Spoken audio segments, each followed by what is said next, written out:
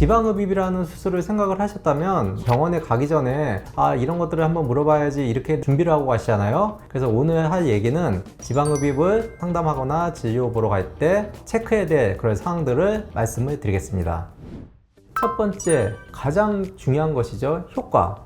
복부 지방흡입을 한다든지 팔 지방흡입을 한다든지 했을 때 효과가 있겠느냐. 이제 저희 병원에도 무슨 코디네이터나 시장님들이 많이 있지만 그분들이 의사가 아닙니다. 그래서 정확한 효과를 그분들이 예측하기가 힘들어요. 간략한 체크 정도만 하시고 그 다음에 이제 그분들은 무조건 효과가 좋다고 얘기를 해요. 근데 그렇지 않은 경우가 꽤 많습니다. 그래서 효과는 의사와 상담하는 것이 진짜다, 그렇게 일단 생각을 하시고요.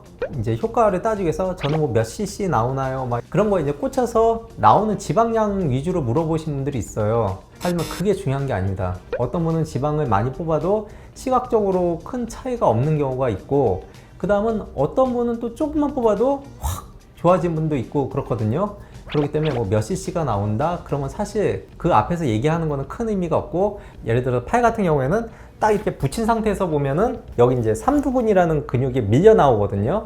그래서 이 근육 때문에 일자로 보일 수가 없어요. 그러니까 팔 같은 경우에는 살짝 팔을 벌린 상태에서 과연 어느 정도 좀 감소가 될지, 그래서 맞은편에 거울이 있으면 거울 보면서 좀 잡아달라고 해서 어느 정도 감소가 된다. 그 다음에 뭐 복부 같은 경우에는 과연 어느 정도까지 앞에 나온 배의 모양이 좀 들어갈 수 있는지, 그 다음에 옆구리 라인이 이제 어느 정도까지 들어갈 수 있는지 손으로 좀 살짝 좀 잡아달라. 그러면 이제 대부분의 원장님은 대충 이 정도 뽑으면 이 정도 좋아질 거라는 거 알고 계시거든요.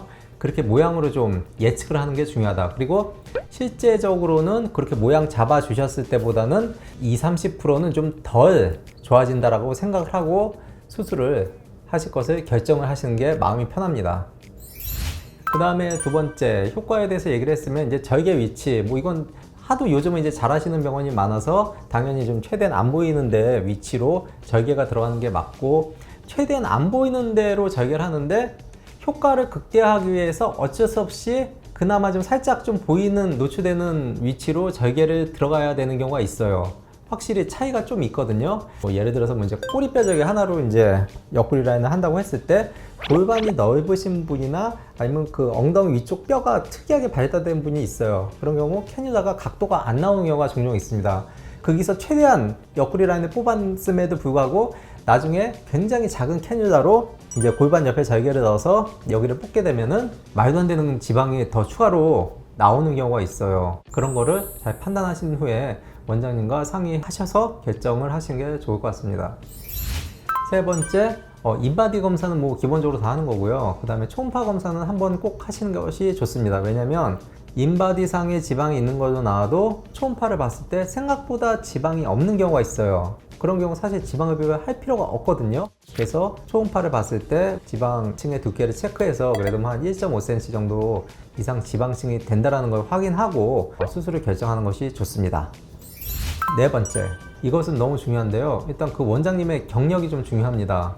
지방흡입이라는 수술은 어떤 공식이 있는 것도 아니고 원장님의 경험으로 인한 감이 솔직히 너무 중요하거든요. 그래서 최소한 그래도 한 2-3년 이상이 되신 분이 어느 정도 했을 때 부작용이나 실패할 확률이 좀 적다고 할 수 있습니다. 그러면 이런 것들을 어떻게 확인하느냐? 그 원장님이 예전에 수술하셨던 뭐 후기 같은 거를 좀 찾아본 수밖에 없어요.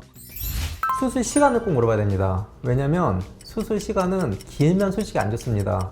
예를 들어서 뭐 허벅지 같은 경우에 좀 가장 오래 걸리는 부위인데요. 허벅지를 만약에 3-4시간 이상 했다 그러면은 사실 들어가는 프로포폴이라든지 그런 수면에 관련된 약물도 솔직히 너무 많이 들어가고, 그만큼 더 오래 수술대 위에서 어떤 행위를 하는 시간이 많이 노출이 되기 때문에 수술 시간은 짧을수록 좋습니다. 그래서 대충 얼마쯤 걸리나요? 라고 했을 때 허벅지 같은 경우는 한 3-4시간 이상 걸리고요 하면 다시 한번 좀 고려를 하시는 게 좋습니다. 그러니까 저 같은 경우에는 뭐 허벅지 같은 경우에는 한 2시간 정도 예상을 하고, 팔 같은 경우는 1시간, 복부도 한 2시간 정도 그렇게 시간을 잡고 있는데요.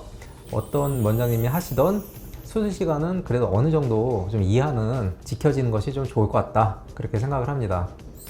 그 다음에 그 병원의 수술실 환경을 좀 볼 수 있다면 한번 보시는 게 좋은데, 왜냐면은 한번 수술실 살짝 봤을 때 감염 예방이 좀 예상이 되듯이 깔끔하고 벽이라든지 이런 게 다 스테인리스로 좀 다 구성이 돼 있고, 수술 준비실이 따로 돼 있고, 수술실 간호사가 따로 책정이 돼서 전문 간호사들이 좀 따로 있고, 그런 거를 좀 이렇게 한번 쓱 보면 좀 알 수 있거든요. 그리고 되도록이면은 수술방이 그래도 한 2개 이상은 좀 있고, 그 똑같은 장비가 그래도 2개 이상은 좀 있는 병원. 왜냐면 하다가 하나가 분명히 망가지는 경우가 있어요. 저도 많이 겪어봤고요. 그럴 경우 바로 대체 장비가 투입이 돼야 되거든요. 그런 여분의 장비를 갖추고 있는지. 그 다음에 지방흡입을 하고 나면 안에 수액도 좀 많이 들어가고, 그 다음에 수면 마취를 할 때 들어가는 약품들도 많이 들어가기 때문에 하고 나서 이제 체력이 빨리 회복이 안 되시는 경우가 있어요. 그런 경우에는 과연 입원 같은 거를 어떤 식으로 조치를 해주시는지. 지방흡입을 하는 병원은 대부분 입원실까지 갖추고 있지 않은 경우가 많습니다. 그럴 경우 그런 입원을 해서 체계적으로 환자를 관리해 줄 수 있는 그런 시스템이 되어 있는 병원으로 바로 이송을 해서 그런 것들을 케어를 해주는지, 아니면 그냥 자체 병원에서 뭐 입원을 해서 간호사가 당직을 하면서 봐주는지, 그런 것들도 한번 체크를 해봐야 될 사항이라고 할 수 있습니다. 그래서 되도록이면은 그 입원 병동이 있는 그런 병원에 바로 옮겨줘서 입원을 하면서 그 다음날 바로 수혈을 할 수 있다든지 할 수 있으면 너무 좋겠죠. 오늘은 이렇게 지방흡입을 할 때 한번 염두에 두고 물어봐야 될 사항들에 대해서 말씀을 드렸는데요. 전체적으로 따지거나 이런 게 좀 힘들더라도 이런 거 좀 중요한 것 같으니까 내가 몇 가지는 체크를 해보고 좀 물어봐야겠다, 이렇게 꼭 생각을 하시고 가셔서 물어보시고, 뭐 상담이 끝났는데 또 궁금해, 그러면 또 이제 상담 시스템을 통해서 또 물어보고, 뭐 이런 건 얼마든지 가능하니까 나중에 이제 생각나는 대로 체크를 해서 안전한 수술을 받을 수 있게 하는 것이 중요할 것 같습니다.